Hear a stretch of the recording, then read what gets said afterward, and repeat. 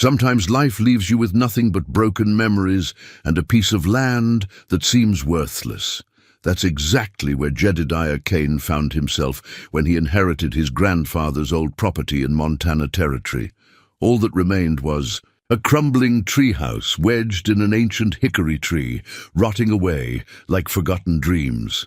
Most men would have walked away from such a sight, but Jed's faithful dog Boone had other ideas. The old mutt kept scratching and digging around the tree's roots like he was chasing ghosts. When Boone finally unearthed a rusted tin box, everything changed. Inside was a child's hand-drawn map and a locket with a woman's face Jed had never seen before.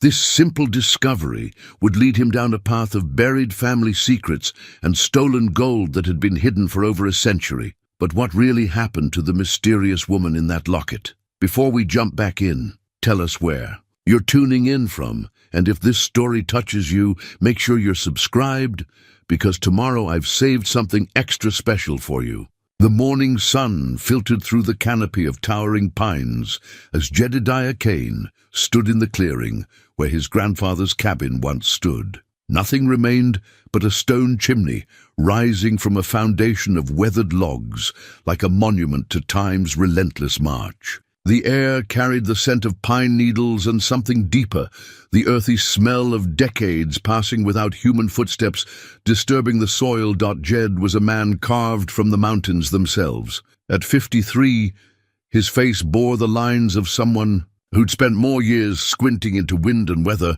than sitting behind a desk.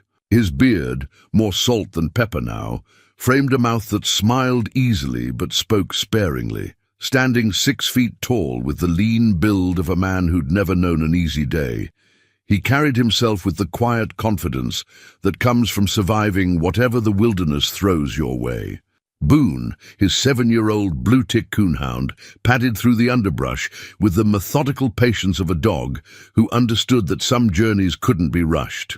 The hound's coat, a mottled blue-gray with patches of tan around his intelligent eyes, showed the scars of countless hunts through bramble and creek bed. More than a companion, Boone was Jed's anchor to the present when memories threatened to pull him too far into the past. The drive from Jed's cabin in the Bitterroot Valley had taken most of the morning, winding through mountain passes that seemed to grow narrower with each mile. He'd inherited this patch of Montana wilderness 3 months ago when his great-uncle Ezra passed at the age of 91.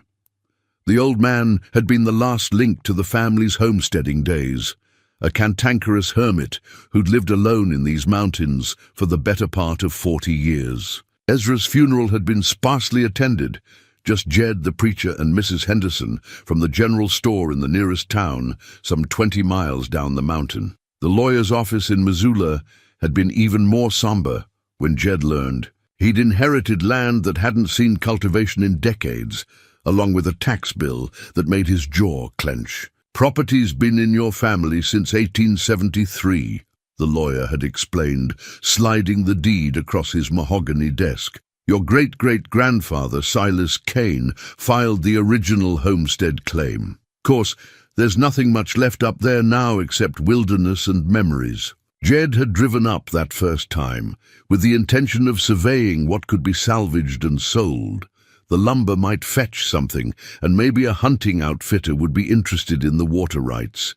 He'd been thinking practically the way a man does when he's got his own mortgage to consider, and retirement still feeling like a luxury he couldn't afford. But the mountains had other plans. The first thing that caught his attention wasn't the ruined cabin or the overgrown fields where his ancestors had once coaxed corn and potatoes from reluctant soil.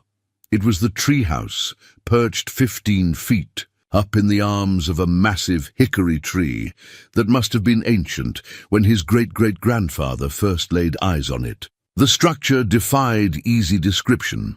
Part treehouse, part hunting blind, it had been built with the kind of rough-hewn craftsmanship that spoke of practical necessity rather than architectural ambition. Weather-beaten planks formed walls that had warped and split over the decades, held together by rusted nails and what appeared to be stubborn determination. A rope ladder, now rotted through in several places, dangled uselessly from what had once been a trapdoor entrance. Moss covered the roof like a green blanket, and creeping vines had claimed the eastern wall, threading through gaps in the boards, with the persistence of nature reclaiming what man had borrowed. The whole structure listed slightly to one side, as if the great hickory had shifted its burden over the years, and the treehouse had simply adapted, the way old things do when they're too stubborn to fall. Jed had circled the tree that first day, hands in his pockets, trying to imagine who had built such a thing and why. The construction suggested someone with more enthusiasm than expertise. A father building a refuge for his children, perhaps, or a young man creating a hideaway where he could watch the world without being watched in return. Boone had taken an immediate interest in the tree's base, his nose working overtime as he paced back and forth along the route line. The dog's behavior struck Jed as odd. Boone was a practical animal, not given to chasing shadows or barking at nothing. When he focused on something, experience had taught Jed to pay attention.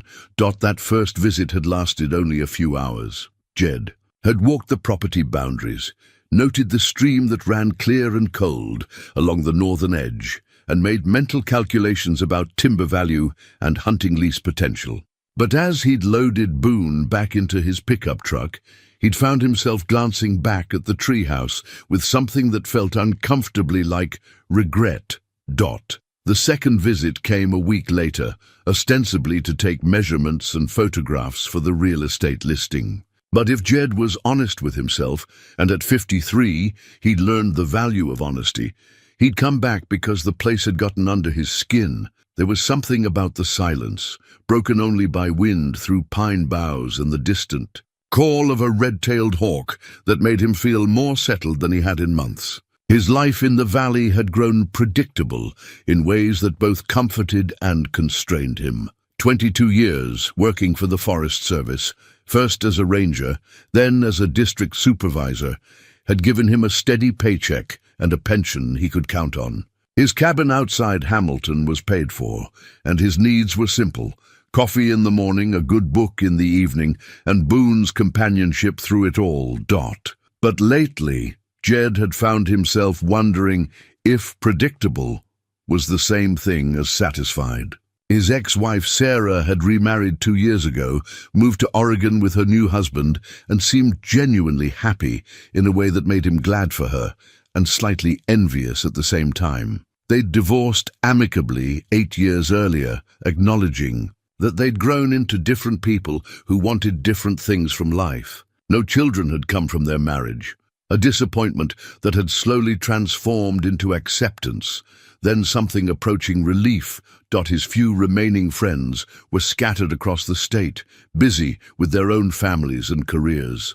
The younger rangers looked at him with the polite deference reserved for someone they considered past his prime, and the older ones had mostly retired to Arizona or Florida, seeking warmth and golf courses instead of mountain air and solitude. Standing in the clearing where his great-great-grandfather had once built a life from nothing but determination and timber, Jed felt the weight of continuity. The Kane family had worked this land, raised children here, buried their dead in the small cemetery on the hill overlooking the valley. They'd survived harsh winters and grasshopper plagues, watched the territory become a state, and adapted to changes that would have broken lesser people. Now it fell to him to decide what came next. The practical voice in his head, the one that sounded suspiciously like his father, insisted he should sell quickly and invest the proceeds sensibly. Property taxes and maintenance costs would eat away at any sentimental value, and what was the point of holding on to land he'd never use? But another voice, quieter but more insistent, whispered about roots and legacy, about the satisfaction that comes from tending something larger than yourself. That voice grew stronger each time he looked at the treehouse and imagined the hands that had built it, the dreams that had shaped it, and the stories it might tell if old wood could speak. On his third visit, Jed had brought a thermos of coffee. and a folding chair, telling himself he was simply taking time to think through his options. He'd positioned the chair where he could see both the ruined cabin site and the treehouse, sipping coffee that tasted better in the mountain air than it ever did at home. Boone had resumed his investigation of the hickory's roots, his behavior growing more focused with each visit. The dog would pace a tight circle around the tree's base, nose to the ground, occasionally pausing to scratch at the earth with the kind of deliberate intensity that made Jed set down his coffee and pay attention. "What is it, old boy?"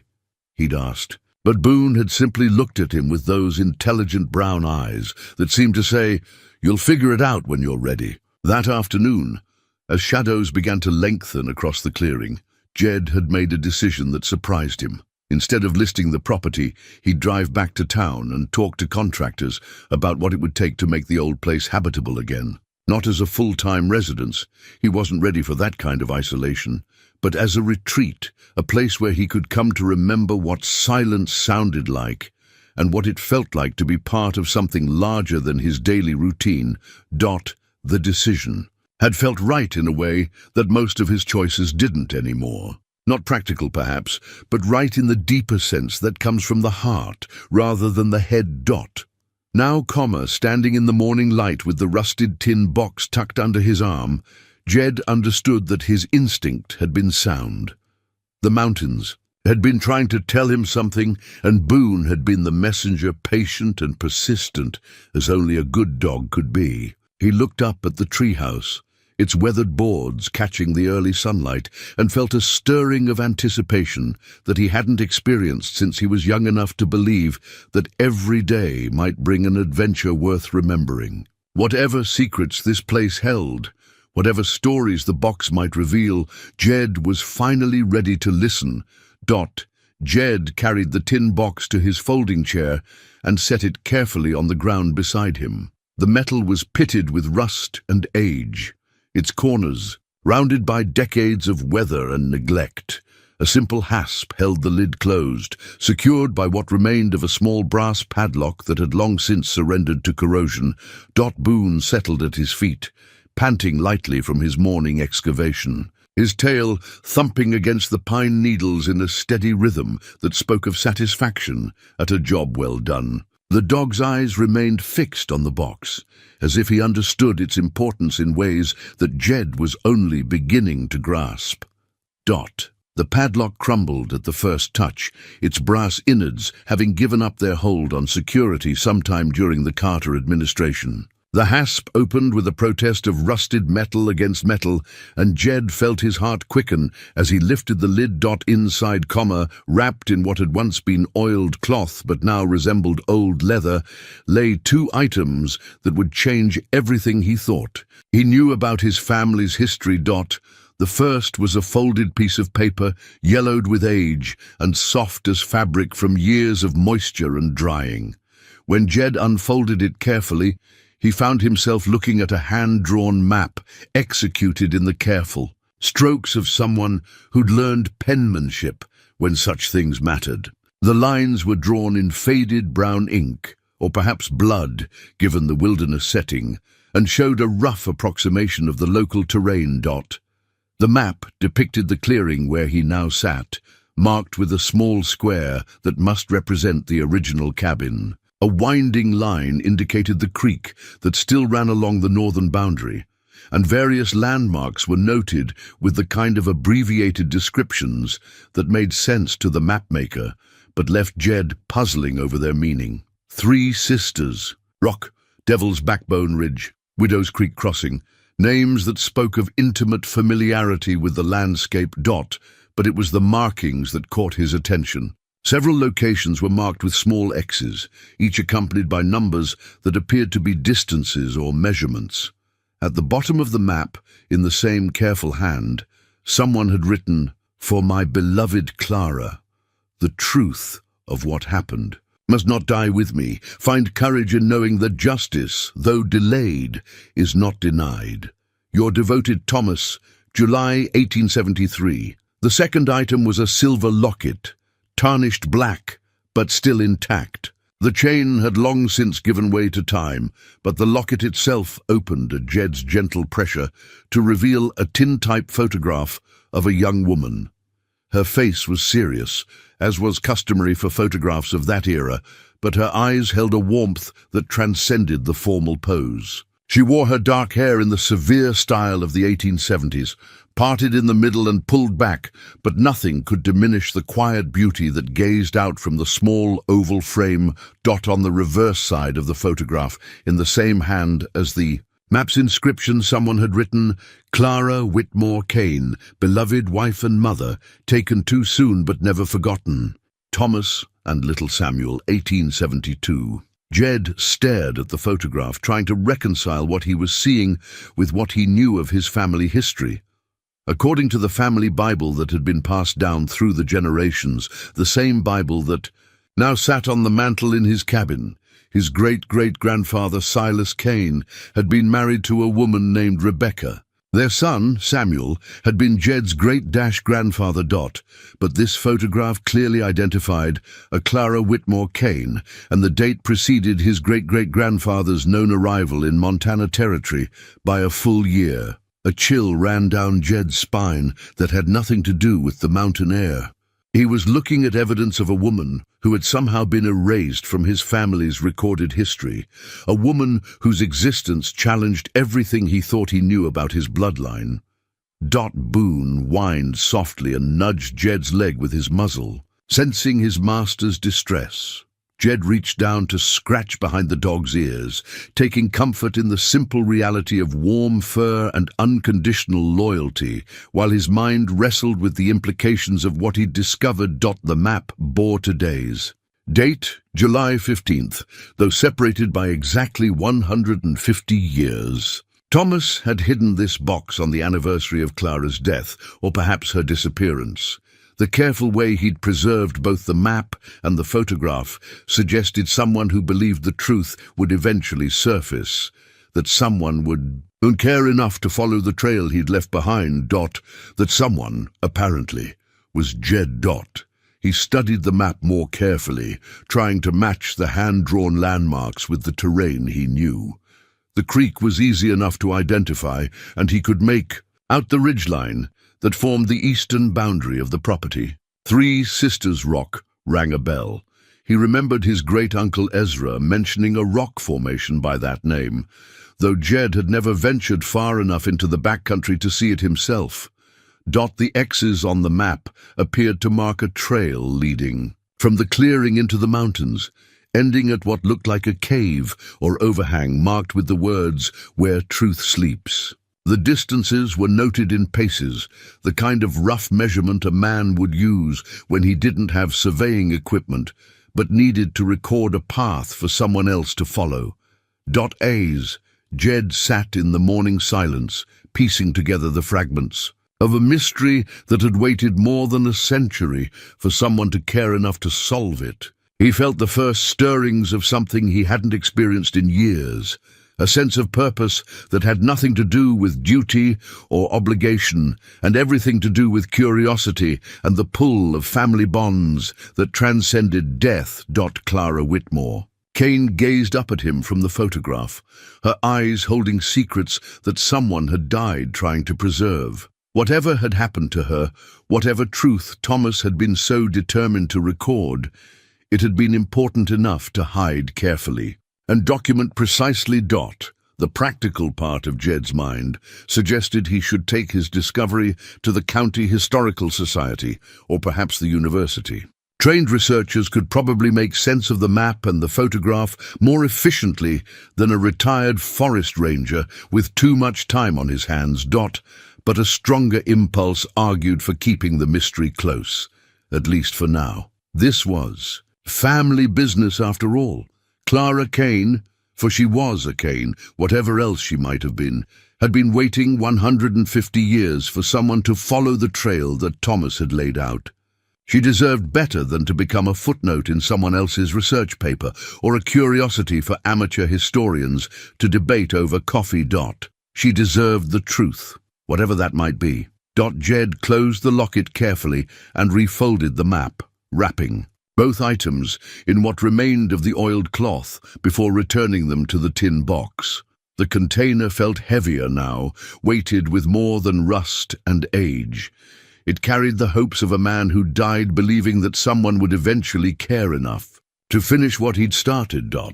As he stood and brushed pine needles from his jeans, Jed felt Boone press against his leg. The dog looked up at him with an expression that seemed almost approving, as if he'd known all along that this moment would come, and was satisfied that his human had finally caught up with the program. "Well, old boy," Jed said quietly, "looks like we've got ourselves a mystery to solve." The words hung in the mountain air, and somewhere in the distance a jay called once, sharp and clear, as if nature itself was acknowledging that the game was finally afoot. For the first time in months, Jed felt truly awake. The drive back to Hamilton took longer than usual, not because of road conditions, but because Jed's mind kept drifting from the winding mountain highway to the tin box sitting on his passenger seat. Every few miles, he'd glance over at it, half expecting it to have vanished like some fever dream brought on by too much mountain air and solitude. Boone rode in his customary position, head hanging out the rear window, ears flapping in the wind. But even the dog seemed more alert than usual, occasionally turning to look at the tin box, as if he too understood they were carrying something significant. By the time Jed pulled into his driveway, the afternoon sun was painting the Bitterroot, mountains in shades of gold and purple. His cabin, a modest two-bedroom structure he'd built himself over 3 summers, sat on 5 acres of meadow and pine, far enough from town to ensure privacy, but close enough to civilization that he didn't have to haul supplies in by pack mule. Inside, Jed set the tin box on his kitchen table and made coffee, going through the familiar ritual while his thoughts churned. The family Bible sat on his mantel, its leather binding cracked with age and handling. He'd inherited it from his father, who'd received it from his father before him, back through the generations to the original Silas Kane. With his coffee mug in hand, Jed retrieved the Bible and carried it back to the kitchen table. The family genealogy was recorded in the front pages, written in various hands as births, marriages and deaths were dutifully noted over the decades. His finger traced down the entries until he found what he was looking for. Silas Kane, born 1845, married Rebecca Hartwell, 1874, arrived Montana Territory, 1874.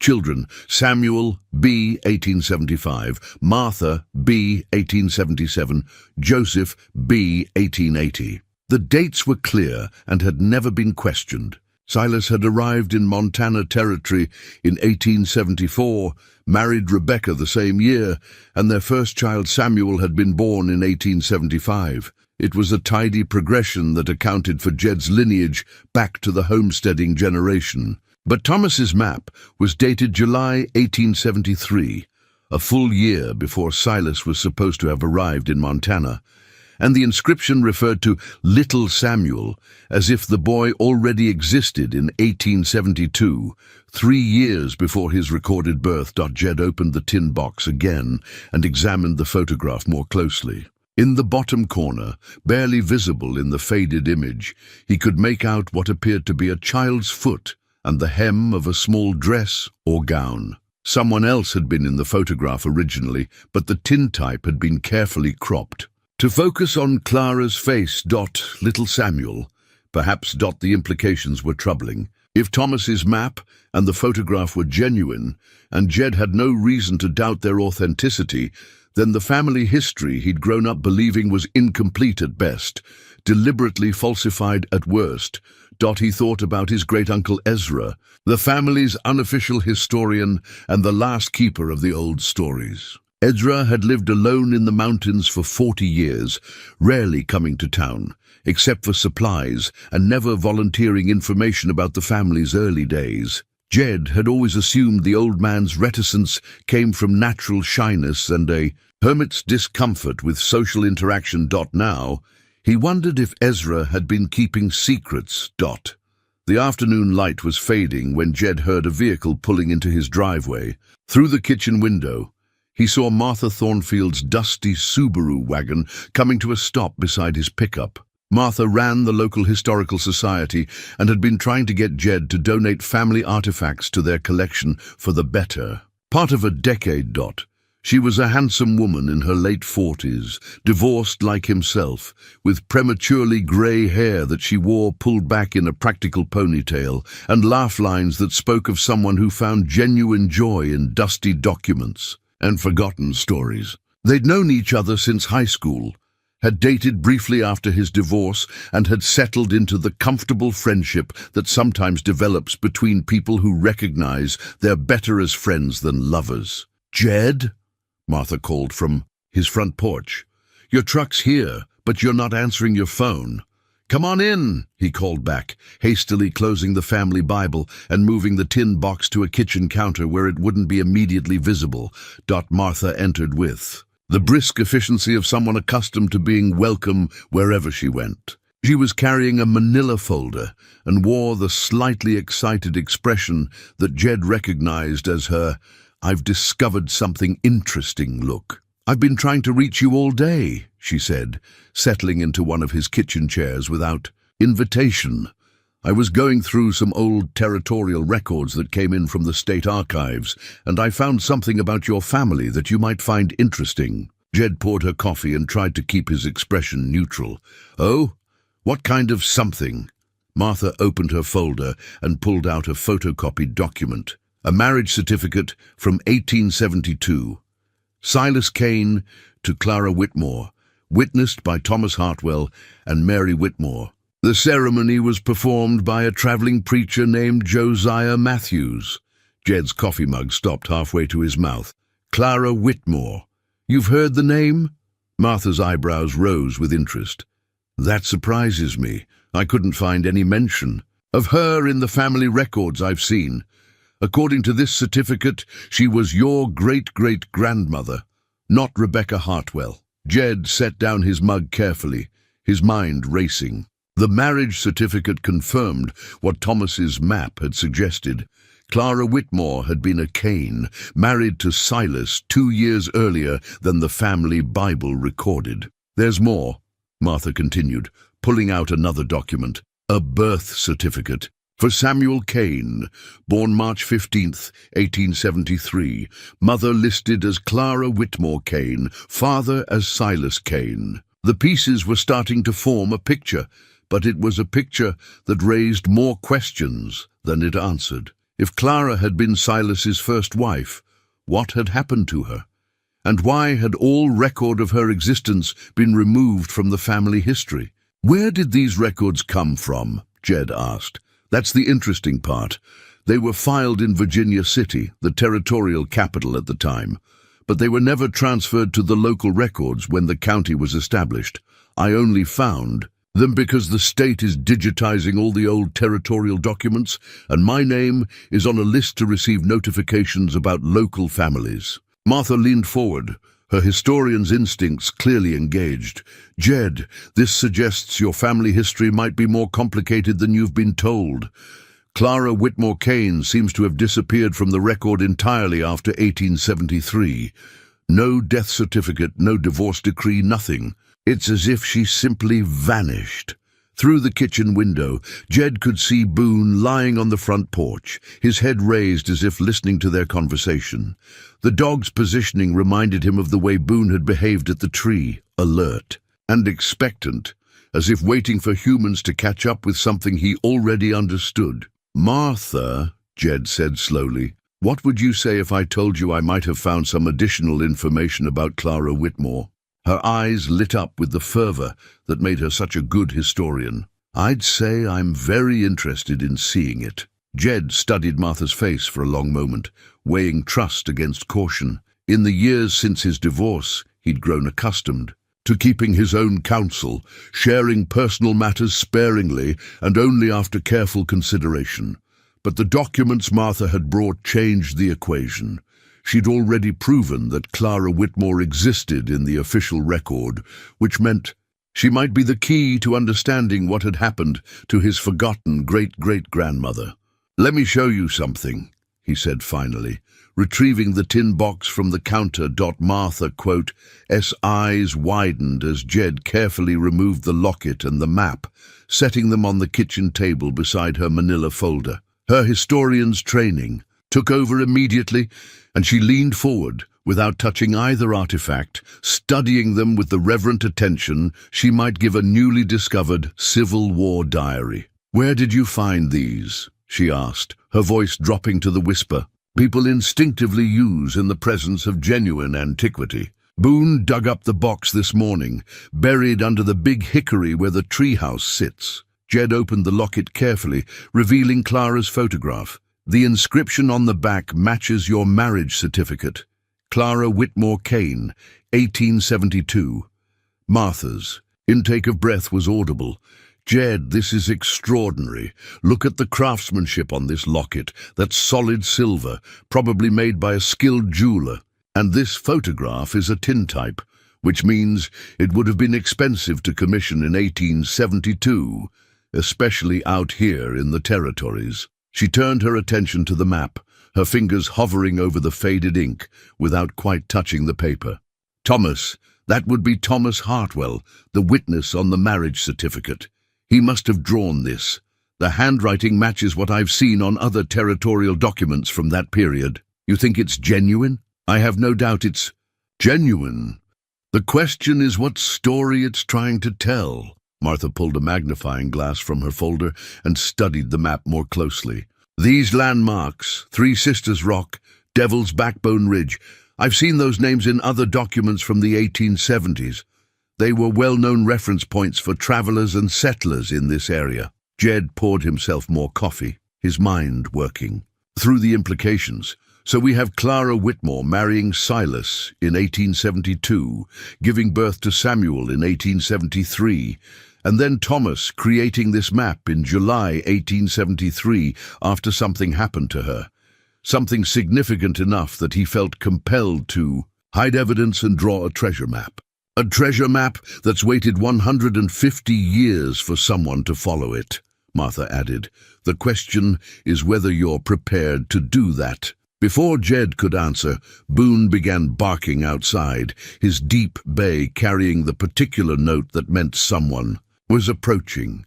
Through the window, Jed saw an unfamiliar pickup truck pulling into his driveway, its driver obscured by the gathering dusk.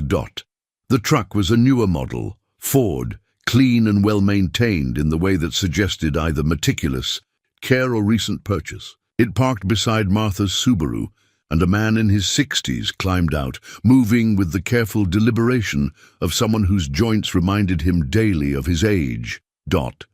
Jed didn't recognize the visitor, but something about the man's bearing, the straight shoulders, the measured pace, the way he paused to assess his surroundings before approaching the house, suggested military or law enforcement background. "Expecting someone?" Martha asked.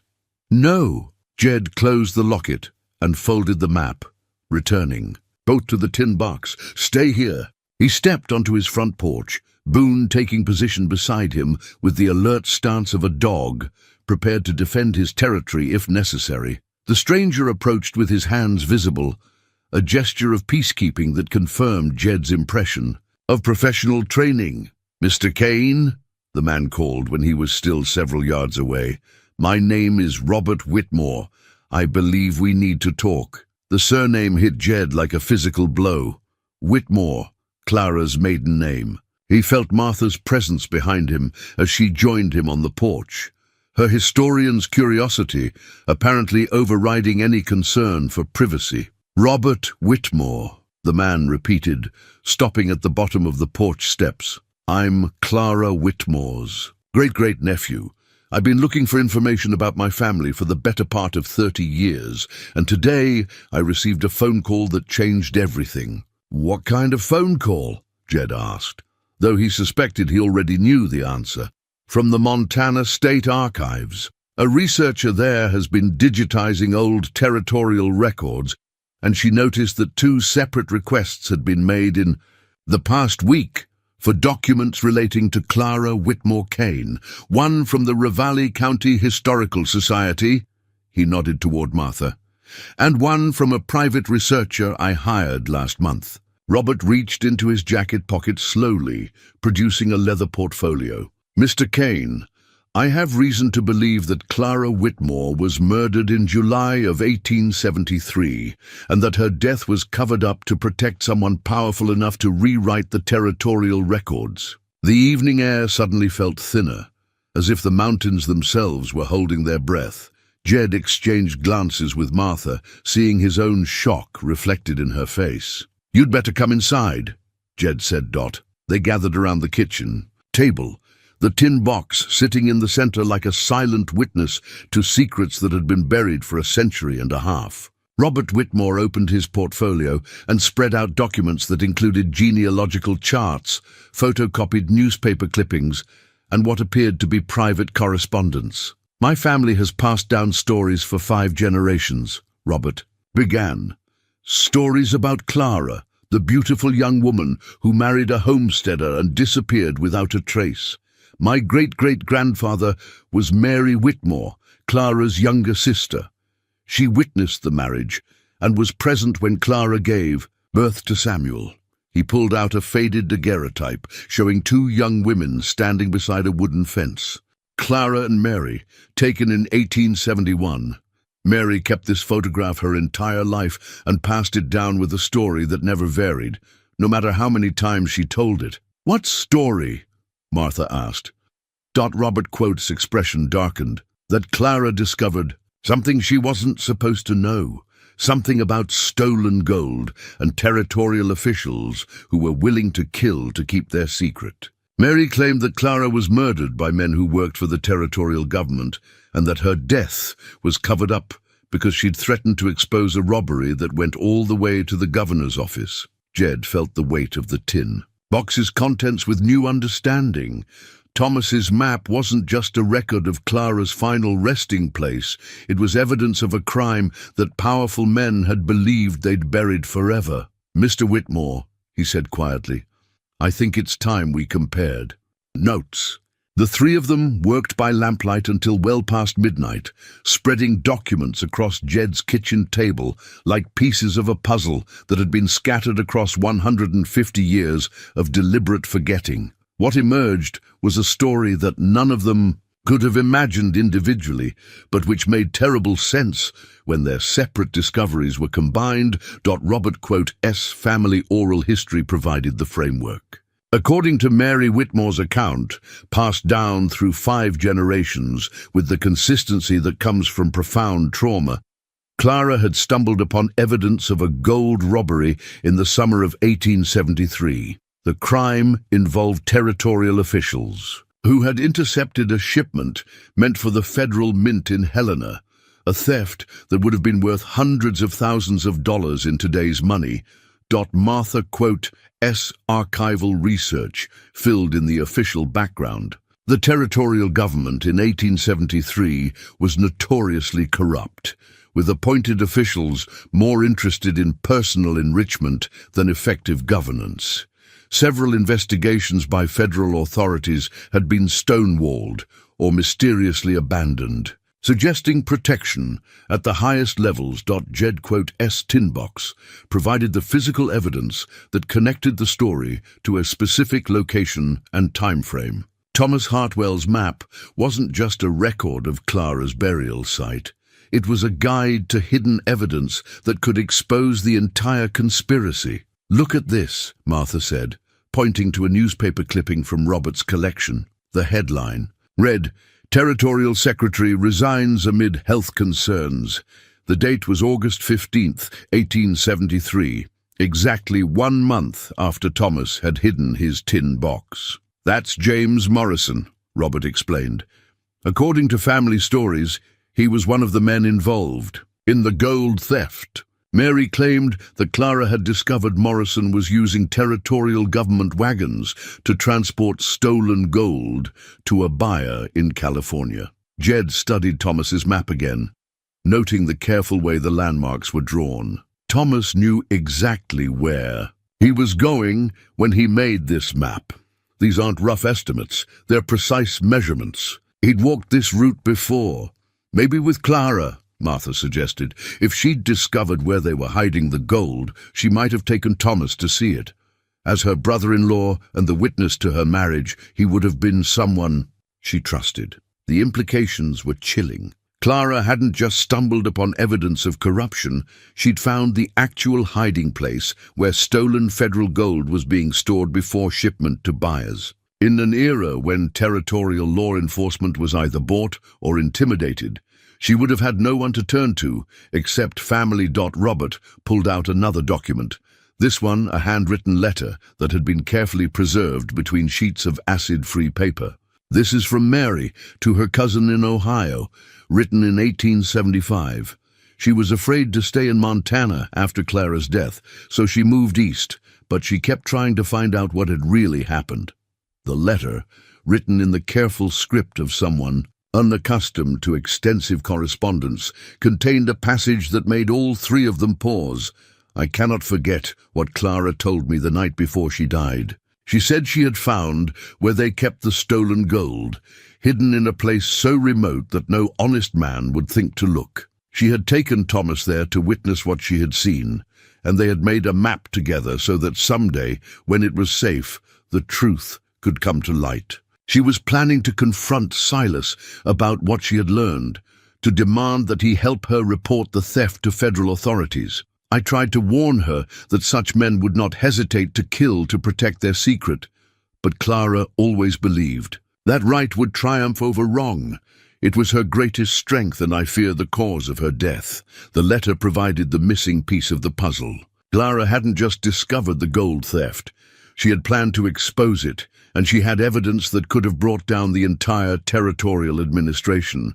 More importantly, she had intended to involve Silas in her crusade for justice. But Silas didn't help her, Jed said quietly. If he had, there would be some record of it. Instead, he let her die and then rewrote the family history to erase her existence. Martha shook her head. We don't know that Silas was complicit. Maybe Clara never got the chance to tell him what she'd discovered, or maybe she did, and something happened to both of them. Robert had been studying Thomas's map with a magnifying glass, comparing it to modern topographical charts he'd pulled up on his phone. I think I can identify most of these landmarks. Three Sisters Rock is still there. It's about 8 miles. Northeast of your property, Jed. Devil's Backbone Ridge runs along the eastern slope of Mount Sentinel. If we follow this route, we should be able to find whatever Clara and Thomas discovered. The prospect of actually following the 150-year-old map sent a thrill of anticipation through Jed that he hadn't felt since childhood. But it was tempered by a growing awareness that they might not be the only ones interested in Clara Whitmore's secret. Robert, you said you hired a private researcher last month. What exactly did you ask him to find? Robert's expression grew troubled. Everything I could about Clara's disappearance and death. Marriage records, land deeds, newspaper accounts, territorial correspondence, anything that might shed light on what happened to her. And this researcher has been filing requests with the state archives.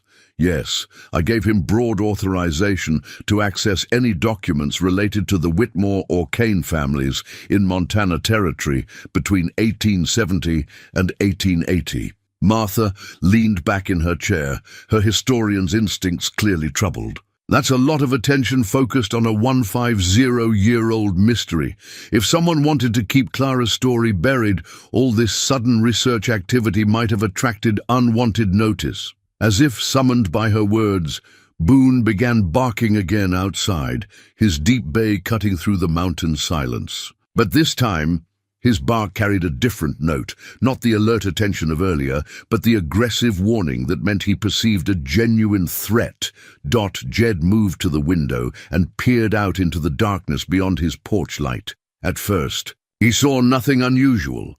Then, as his eyes adjusted, he caught a glimpse of movement among the pine trees that bordered his property. A shadow that seemed too purposeful to be wildlife, too large to be anything but human. "Turn off the lights," he said quietly. Martha and Robert moved quickly to comply, plunging the kitchen into darkness. In the sudden quiet, they could hear Boone's continued barking, and beneath it the faint sound of an engine running somewhere in the darkness beyond Jed's driveway. Someone was watching the house, and they were taking care not to be seen. They waited in the darkness for 20 minutes, listening to Boone's intermittent barking and the distant sound of the engine that never seemed to move closer or farther away. Finally, the engine noise faded entirely, and Boone settled into the watchful silence that meant the immediate threat had passed. Jed turned on a single lamp, keeping the curtains drawn. "Robert, this private researcher you hired, what's his name, and how did you find him?" "David Kellerman. He advertises genealogical services online, specializes in Western territorial records. His website showed good credentials, and he had testimonials from other clients who'd used his services for family history research." Martha frowned. "I've never heard of him, and I know most of the reputable researchers who work with Montana territorial documents. What did he tell you he'd found so far?" Robert pulled out his phone and scrolled through his emails. "Not much, actually. He said the territorial records were incomplete and that it might take months to piece together Clara's story. But he kept asking for more money, claiming he needed to travel to various archives and pay for document reproduction." "How much have you paid him?" Jed asked. "About $3,000 over the past month. I know it sounds like a lot, but he convinced me that thorough historical research was expensive and time-consuming." Jed and Martha exchanged glances. In the light of what they'd discovered in a single evening, $3,000 for essentially no useful information suggested either incompetence or deliberate misdirection. "Robert," Martha said gently, "I think you may have been scammed. The documents I found today took me about 4 hours and cost nothing but a phone call to request digital copies from the state archives." Robert's face reddened with embarrassment and growing anger. "You're saying this Kellerman has been stringing me along. I'm saying someone's been taking your money and feeding you false information about how difficult this research should be. The question is whether that's simple fraud or something more complicated." Jed was thinking about timing and coincidences. Robert had hired Kellerman a month ago, which meant the researcher had been filing requests with various archives for weeks before Martha's inquiry had triggered the state archivist's call. If someone wanted to monitor research into Clara Whitmore's disappearance, a fake genealogical service would be an effective way to do it. "Robert, do you have Kellerman's business address?" "Just a P.O. box in Billings. I tried calling his office number once, but it went to voicemail and he always called me back from different numbers." Martha pulled out her laptop and began typing. "Let me see what I can find about David Kellerman, genealogical researcher." After a few minutes of searching, she looked up with a troubled expression. "There are references to his name on various genealogy forums, but they're all recent, nothing older than 6 months. His website was registered 3 months ago through a privacy service that hides the actual owner's information. So, he's probably not a real researcher," Jed concluded. "Or he's a real researcher working for someone who doesn't want their interest in Clara Whitmore to be obvious," Martha replied. "Think about it. If you wanted to monitor anyone looking into a 150-year-old murder, what better way than to pose as the expert they'd hire to do the research?" The implications were disturbing. If Martha was right, then Robert's innocent desire to learn about his family history had been manipulated by someone with a vested interest in controlling information about Clara's death. And that same someone now knew that Robert had made contact with other researchers, which could explain the watchers outside Jed's house. "We need to assume that whoever is behind this knows everything Robert has told Kellerman," Jed said. "That includes Robert's suspicions about Clara being murdered, his family's oral history, and probably the fact that he's now in contact with us." Robert looked stricken. "I'm sorry. I had no idea I was putting you in danger." "You couldn't have known," Martha assured him, "but we need to be careful how we proceed. If there really is stolen gold still hidden somewhere in these mountains, and if powerful people have spent 150 years covering up Clara's murder, they won't hesitate to protect. They're secret now. Jed studied Thomas's map again, noting the careful way the route was laid out. The trail led from the homestead site through increasingly remote terrain, ending at what appeared to be a natural cave or rock shelter. If Clara and Thomas had hidden evidence there, it might still be intact after all these years. "I think we have three choices," he said. "We can turn everything over to law enforcement and let them handle it. We can forget the whole thing and hope these people lose interest in us. Or we can follow Thomas's map and find out what Clara died trying to expose." "What do you think law enforcement would do with a 150-year-old murder case?" Martha asked. "Probably file it away and forget about it. There's no statute of limitations on murder, but there's also no realistic chance of prosecuting anyone for a crime committed in 1873. And if we just drop it..." Jed thought about Clara's photograph, the serious young woman whose story had been deliberately erased from history. "Then Clara Whitmore stays forgotten, and whoever killed her wins." Robert had been listening quietly, but now he spoke with quiet determination. "My family has been telling Clara's story for 5 generations, passing it down even when there was no proof and no hope of justice. I can't be the one who decides to stop telling it." Martha nodded slowly. "From a historical perspective, this could be one of the most significant discoveries about territorial-era corruption ever documented. If there really is physical evidence hidden in those mountains, it could rewrite what we know about Montana's early government." Jed looked at both of them, seeing his own resolve reflected in their faces. They were all old enough to understand the risks, experienced enough to know that some secrets were protected by dangerous people, and stubborn enough to pursue the truth anyway. "Then we follow the map," he said. "But we do it smart. We tell someone trustworthy where we're going and when we expect to be back. We go prepared for trouble, and we assume that someone is watching us every step of the way." Outside, Boone had settled into the patient vigilance that meant he'd accepted guard duty for the night. The old hound understood, better than his human companions, that some hunts required more than one day to complete. The question was whether they would live long enough to finish what Clara and Thomas had started 150 years ago. They met at dawn. At Jed's property, the morning mist still clinging to the valley floor like nature's own attempt at concealment. Robert had arrived first, his pickup truck loaded with camping gear and enough supplies for several days in the backcountry. Martha followed 20 minutes later, carrying a backpack that clinked with the tools of her trade. GPS units, cameras, measuring devices, and evidence bags. Jed had spent the night preparing, checking his own gear and studying topographical maps by flashlight. More importantly, he'd written a detailed letter explaining their plan and left it with his neighbor Jim Hawkins, along with instructions to contact the sheriff if they weren't back within 3 days. The treehouse looked different in the early morning light, less mysterious and more melancholy, like an old man who'd been keeping secrets for too long. Boone investigated the area where he'd found the tin box, his nose working methodically over ground that had already yielded its primary treasure. "Before we start," Martha said, "I need to show you something I found last night after I got home." She pulled out her laptop and opened a folder filled with scanned documents. "I couldn't sleep, so I kept digging through the state archives. I found this in the territorial governor's correspondence files." The document was a letter dated August 20, 1873, written in the formal language of official territorial business. But its content made all 3 of them pause.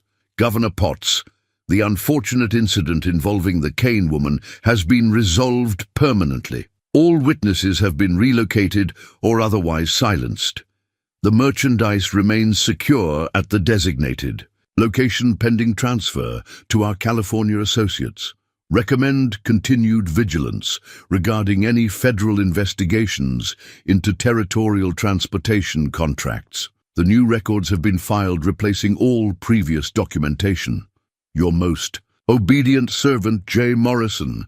James Morrison, Robert breathed. The territorial secretary who resigned for health reasons. This is a smoking gun, Martha said. Written proof that Clara was murdered and that territorial officials were involved in stealing federal gold. But there's more. She opened another document, this one a shipping manifest from a freight company in Virginia City. 3 days after Clara's death, a wagon train left Virginia City bound for California. The cargo was listed as mining equipment and territorial supplies, but the weight recorded suggests they were carrying something much heavier than equipment. Jed studied the manifest, noting the careful way the cargo had been described. Gold is heavy. If they were shipping stolen federal gold to buyers in California, they'd need to disguise it as legitimate freight. And they'd need a remote place to store it while they arranged the sale, Robert added. Somewhere like the location Clara discovered. They shouldered their packs and began following Thomas's map, using GPS coordinates that Martha had calculated, by comparing the hand-drawn landmarks to modern topographical surveys. The trail led northeast from the homestead site, following what had once been a game path but was now barely visible after 150 years of neglect. Boone ranged ahead, his nose to the ground, as if following a scent trail that only he could detect. The morning air was crisp and clean, carrying the sounds of a wilderness that had changed little since Clara and Thomas had walked this same route in 1873. They climbed steadily for 2 hours, following ridgelines and creek beds that matched Thomas's careful notations. The Three Sisters rock formation appeared exactly where the map indicated. 3 granite pillars rising from a meadow like ancient monuments to forgotten gods. We're on the right track, Martha confirmed, checking her GPS against the map. According to Thomas's measurements, we should reach Devil's Backbone Ridge in another hour. But as they approached the ridge, Boone's behavior changed. The dog stopped. Abruptly, his hackles rising as he stared into the forest ahead. His low growl carried a warning that made all 3 humans freeze. "What is it, boy?" Jed whispered. Boone quote's answer came in the form of a man stepping out from behind a large pine tree, a rifle held casually but ready in his hands. He was followed by 2 others, all dressed in hunting camouflage and moving with the coordinated precision of professionals. "That's far enough," the lead man called. He was in his 40s, lean and hard-faced, with the kind of pale eyes that suggested he'd seen things that had burned out most of his capacity for mercy. "You folks are trespassing on private property. According to my GPS, we're on national forest land," Martha replied, trying to keep her voice steady. "According to my employer, you're exactly where you shouldn't be." The man's smile held no warmth. "Now, I'm going to need you to hand over that tin box and any documents you found relating to certain historical events." Jed felt his blood turn cold. These weren't random hunters or territorial guards. They were professionals who knew exactly why the 3 researchers were in these mountains and what they hoped to find. "What tin box?" Robert asked, attempting to buy time. "The one your friend here dug up yesterday morning," the second man replied. He was younger than the leader, with the nervous energy of someone eager to prove his worth. "Did you really think we weren't watching?" Martha stepped forward slightly, placing herself between the armed men and her companions. "Who sent you? Who's paying you to protect a 150-year-old secret?" The lead man's expression grew amused. "Lady, you'd be surprised how many secrets are worth protecting, no matter how old they are.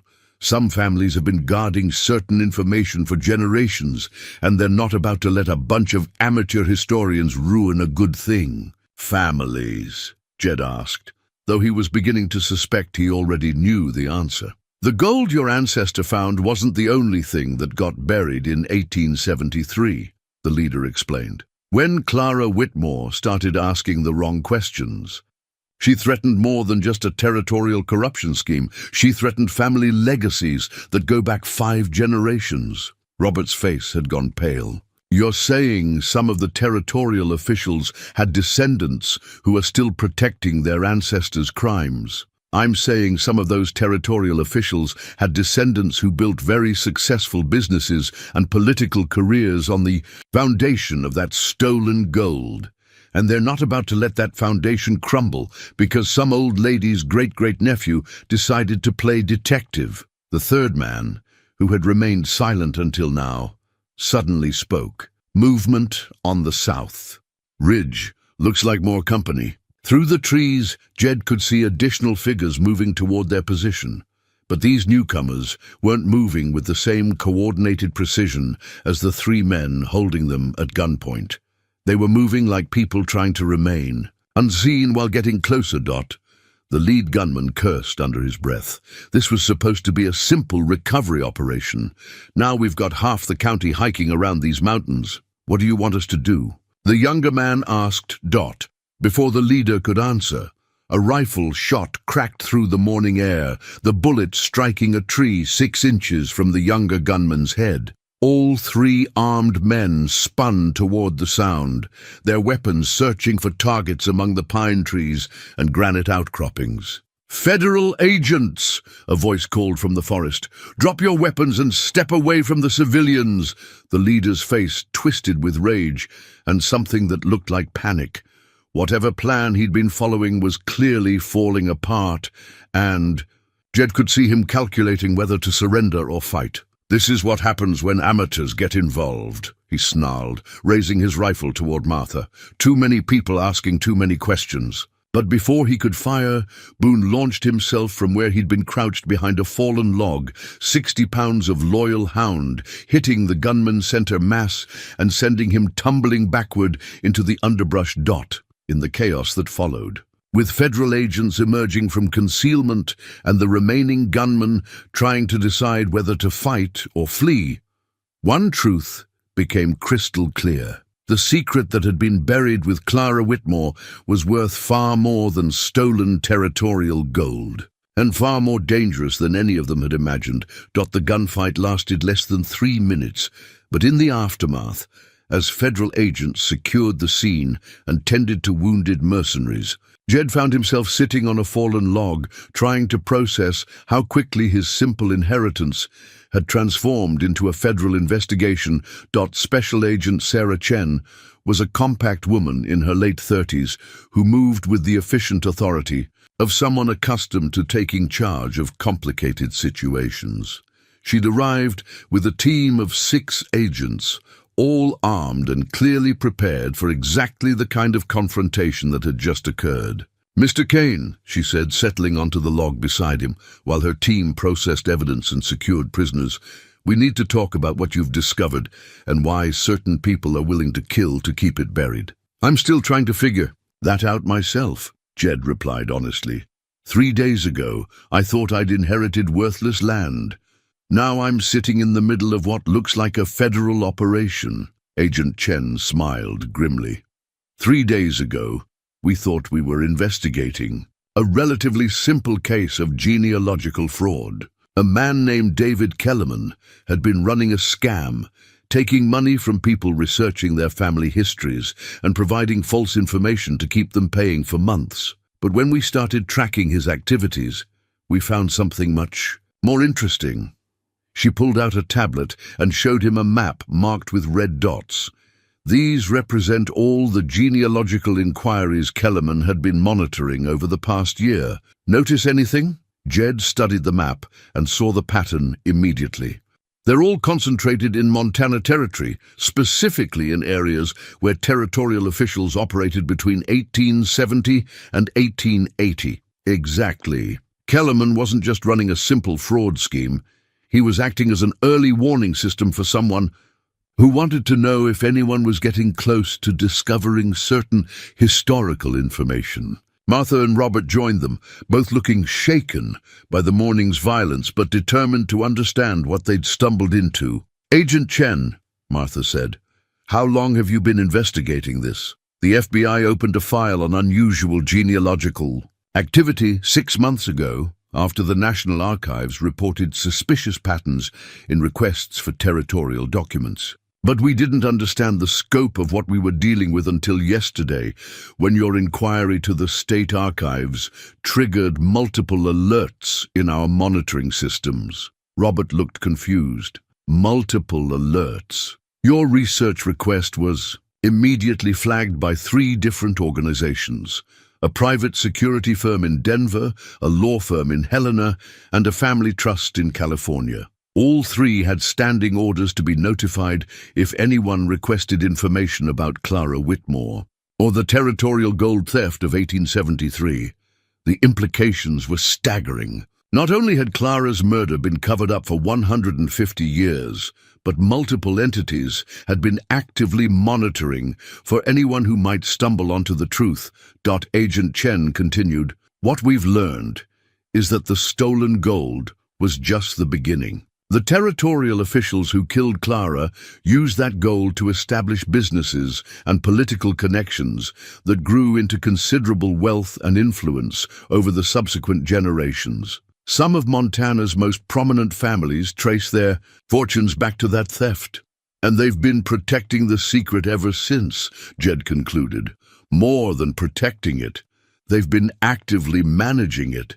The genealogical monitoring, the document suppression, the deliberate misdirection of researchers like Mr. Whitmore, all of it coordinated to prevent anyone from discovering the truth about Clara's death and what it might reveal about their family origins." Martha had been studying Thomas's map while they talked, comparing it to the GPS coordinates where they'd been ambushed. "Agent Chen, we were still 3 miles from the location marked on this map when those men stopped us. If they were trying to prevent us from finding Clara's evidence cache, why didn't they wait until we actually reached it?" Agent Chen's expression grew troubled. "Because they weren't trying to stop you from finding the cache. They were trying to stop you from leading us to it. We've been tracking your movements since you left Mr. Kane's property this morning, and they knew it." The realization hit Jed like a physical blow. They wanted us to find it first. "Think about it from their perspective," Agent Chen explained. "They've known about this cache for generations, but they've never been able to access it without risking exposure. By letting you follow Thomas's map, they could learn the exact location while maintaining plausible deniability. Then they could eliminate the witnesses and retrieve whatever evidence Clara and Thomas hid there. But if you've been tracking us, why didn't you intervene earlier?" Robert asked. "Because we needed to identify all the players in this conspiracy. Until this morning, we didn't know how many people were involved or how far the cover-up extended. Now we have 3 men in custody who can provide testimony about who hired them and why." Agent Chen stood and looked toward the ridge that marked their original destination. "The question now is whether we continue following Thomas's map or whether we've learned enough to build a case without risking additional lives." Jed thought about Clara's photograph, the serious young woman who had died trying to expose the truth. After 150 years, she deserved better than having her story remain incomplete because modern law enforcement was worried about risk management. "Agent Chen," he said, "how many federal cases have you seen where the evidence was hidden by the victim before her murder and left specific instructions for someone to find it?" "None," she admitted. "Then I think we owe it to Clara to follow through.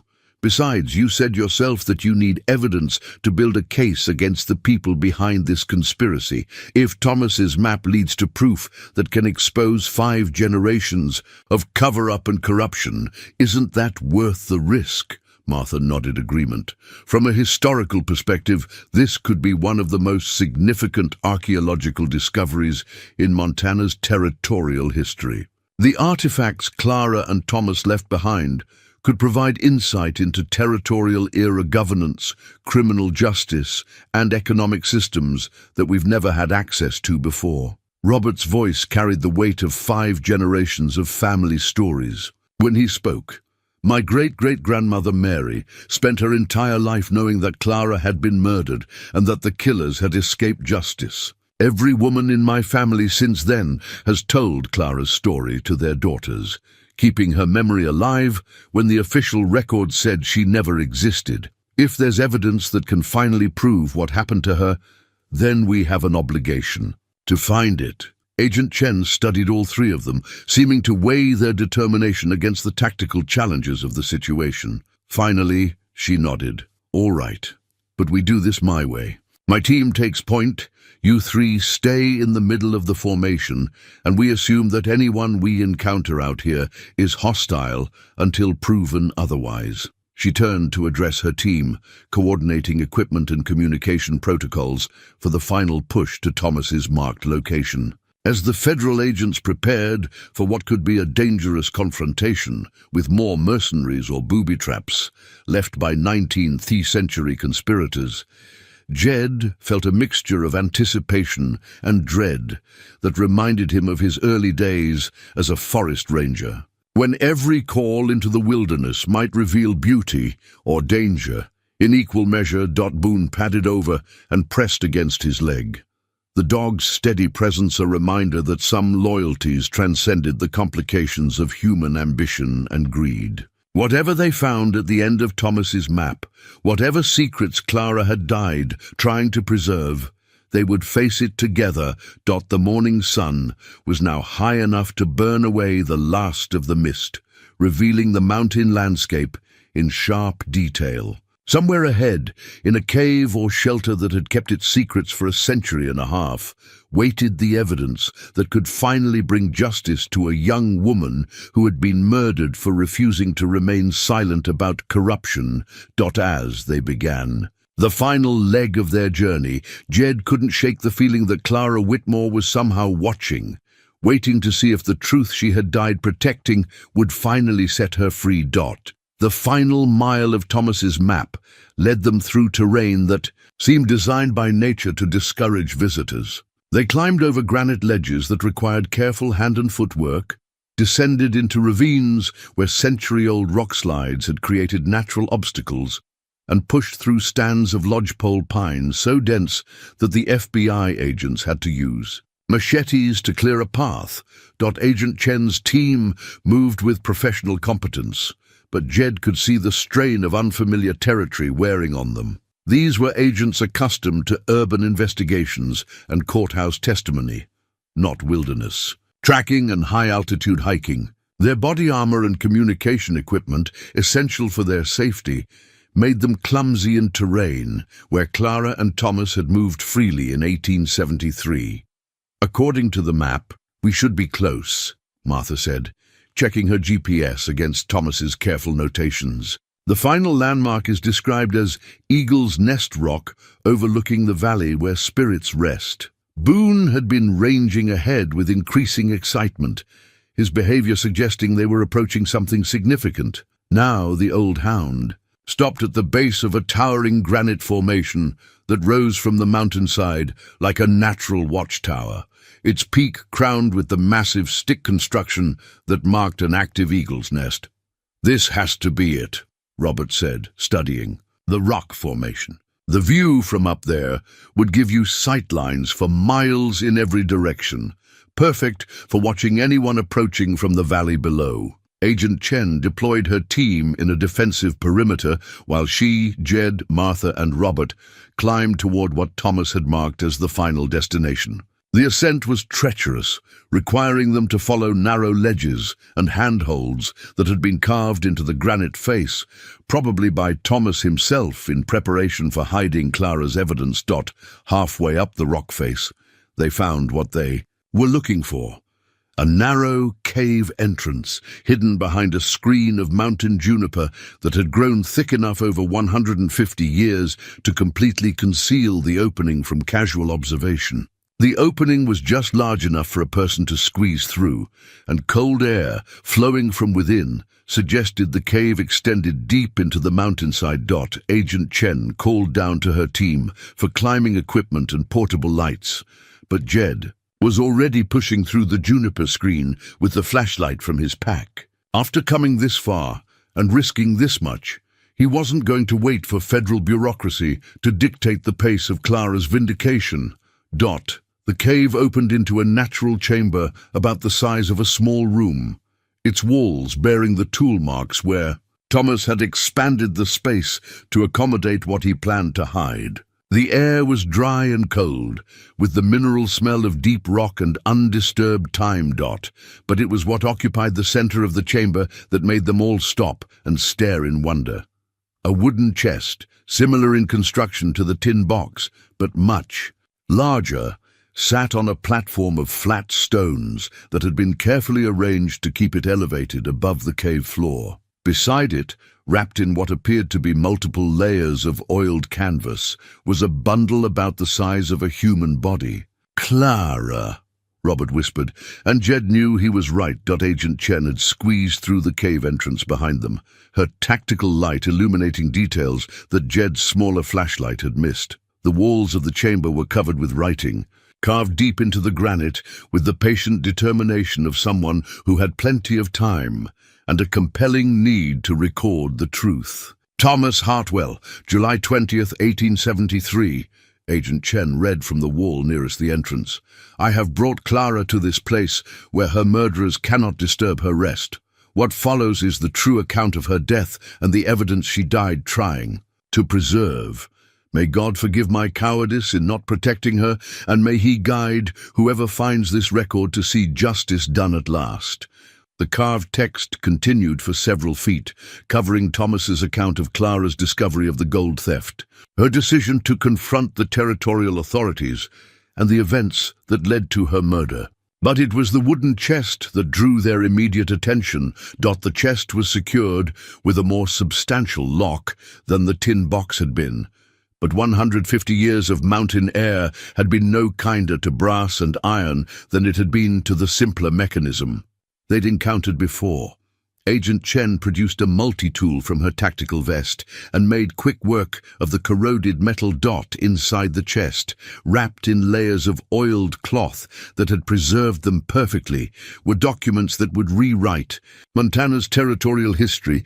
Federal transportation contracts bearing forged signatures, shipping manifests that showed gold being transported from government facilities to private buyers, correspondence between territorial officials and California gold merchants detailing the sale of stolen federal property, and most damning of all, a detailed confession signed by James Morrison himself, apparently written in a moment of conscience before he realized the full extent of what he'd become involved in.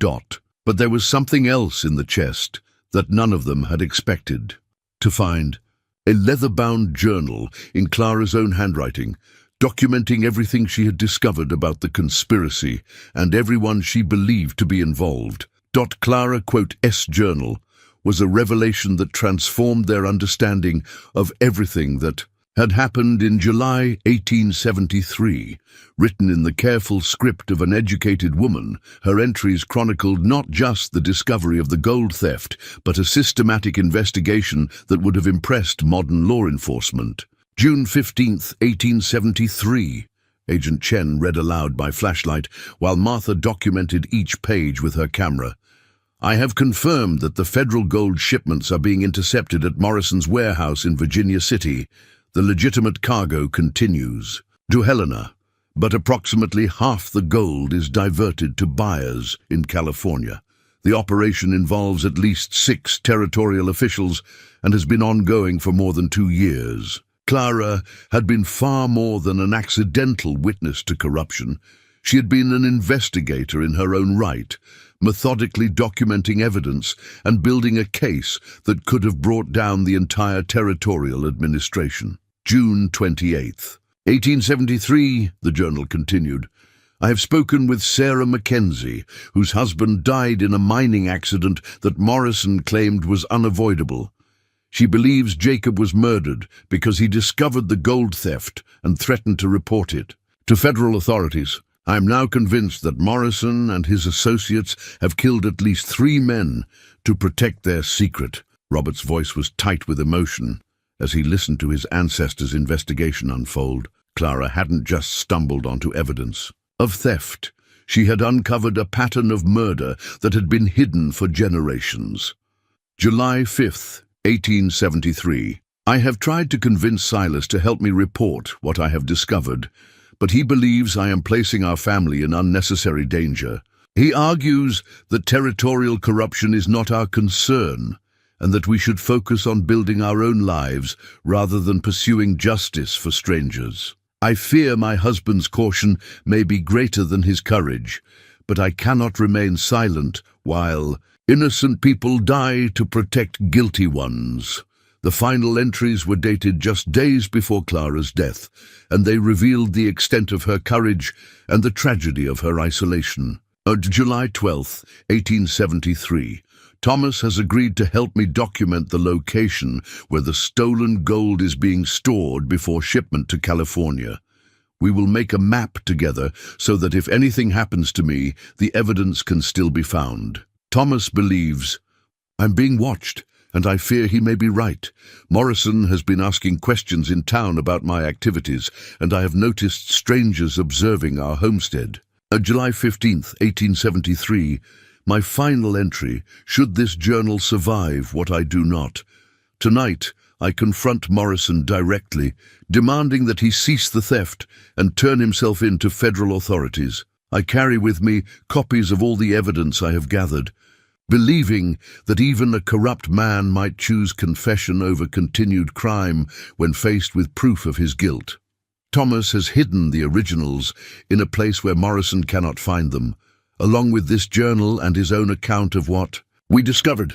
If I do not return home tonight, may someone with more courage than my husband find this record and see justice done at last. Agent Chen closed the journal carefully, her professional composure unable to hide the emotion in her voice. She went to confront Morrison alone, knowing she might not survive because she believed it was the right thing to do.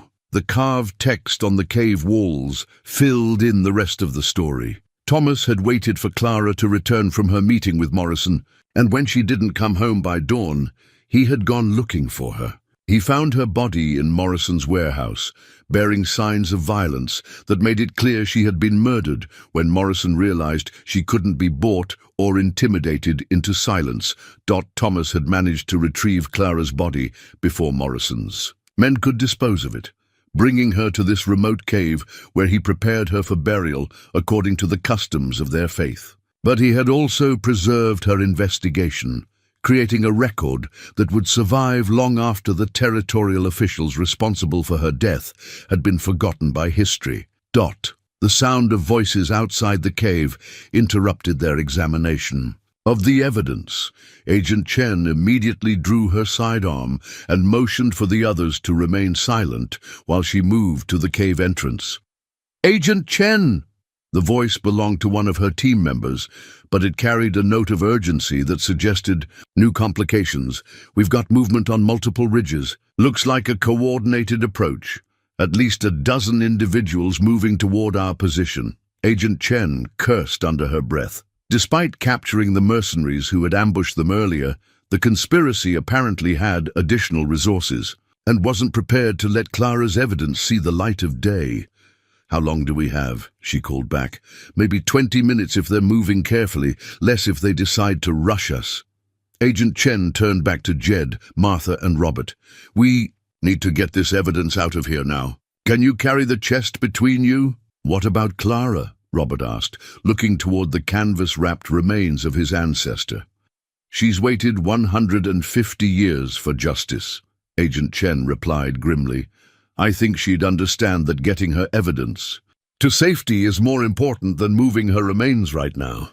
Outside the cave, Boone began barking with the particular intensity that meant he had detected multiple threats approaching from different directions. The final confrontation was about to begin.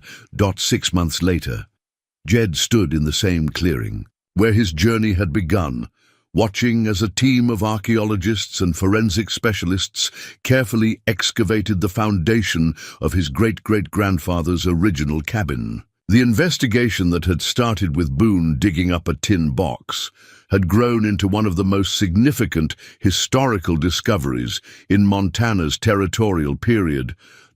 Clara Whitmore Kane had been laid to rest in the Missoula City Cemetery with full honors, her grave marked by a headstone that read, "Beloved wife, mother and seeker of justice, 1,850 to 1,873 inches.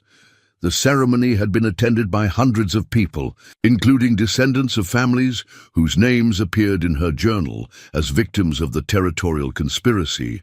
Robert Whitmore had spoken at the service, reading from his great-great-grandmother Mary's letters and sharing the family stories that had kept Clara's memory alive through 5 generations. His voice had been steady and proud as he described a woman who had died rather than remain silent about corruption and murder.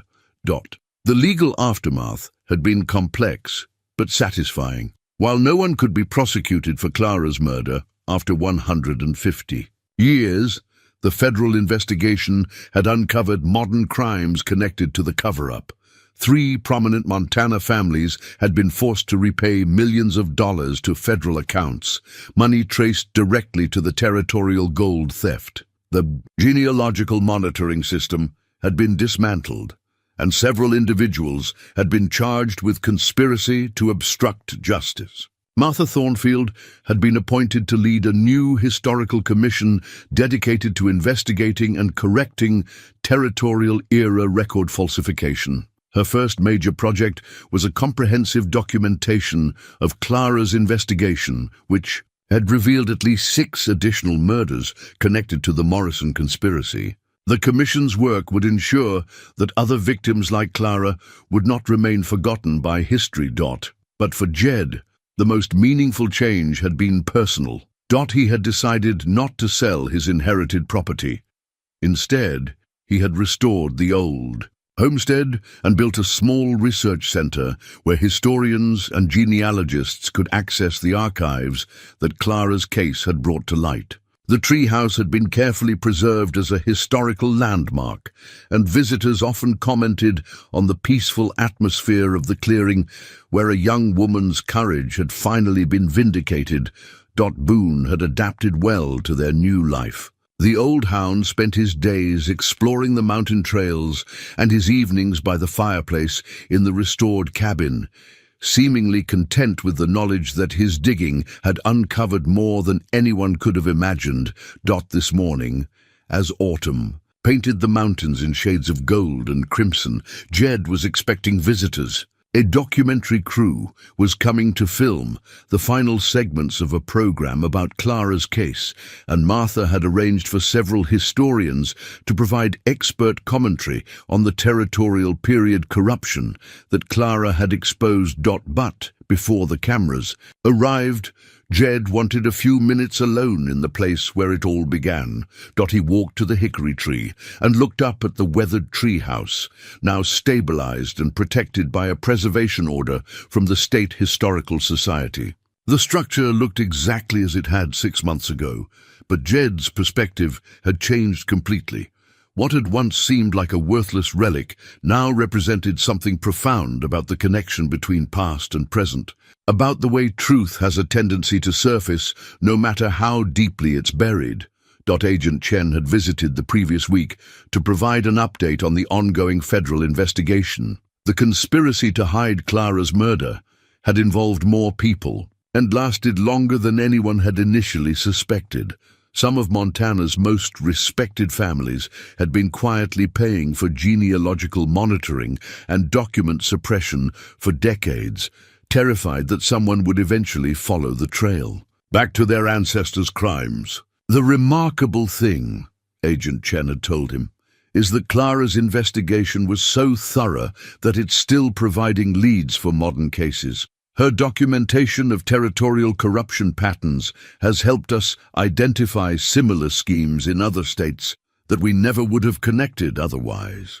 Now, as Jed sat in the folding chair where he'd first opened Clara's tin box, he reflected on the strange way that time could compress when truth finally emerged. Clara Whitmore had been dead for 150 years, but her courage and determination felt as present and real as if she had been standing beside him in the morning sunlight.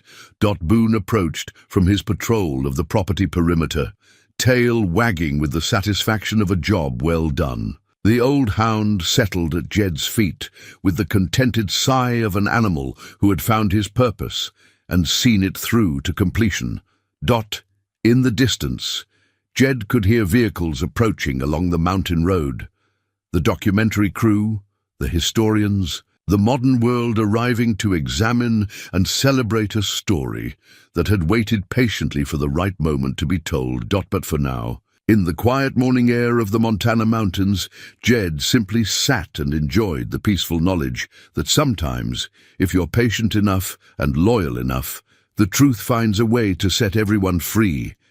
Clara Whitmore Kane could rest easy at. Thus, her story would not be forgotten again. The mountains held their secrets still, but they no longer held hers.